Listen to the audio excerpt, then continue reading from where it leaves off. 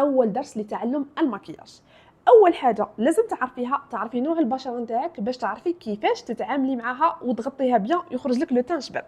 كيما على بالكم عندنا 4 انواع بشره دهنيه، بشره جافه، بشره مختلطه وعاديه. الدهنيه نلقاوها مزيته بزاف، عندها افرازات بزاف، فيها البثور، المسامات مفتوحه الى غيرها. عكس البشره الجافه نلقاو فيها قشور، ملمس خشن. والبشره المختلطه نلقاو لا بارتي تي دهنيه والاخرى جافه او العكس صحيح. والبشره العاديه كيما على بالنا هي سيمبو سان صحيه، ما نلقاو فيها حتى ديفو.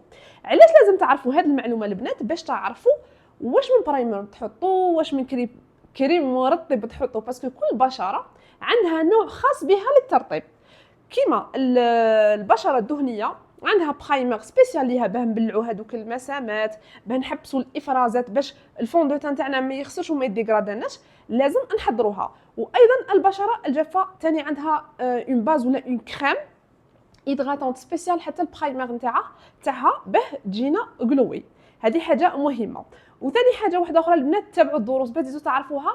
انواع الفون دو تان. الفون دو تان ما نطيقوش نديروا فون دو تان واحد كامل لي كليونط. عندنا اون بو سيش عندها فون دو تان تاعها باين، اون بو غراس عندها الفون دو تان تاعها باين. يعني هنا كل نوع تاع بشره عنده كريم الاساس نتاعو، ما راحش نخلطوا برك ونحطوا في وجهنا وخلاص.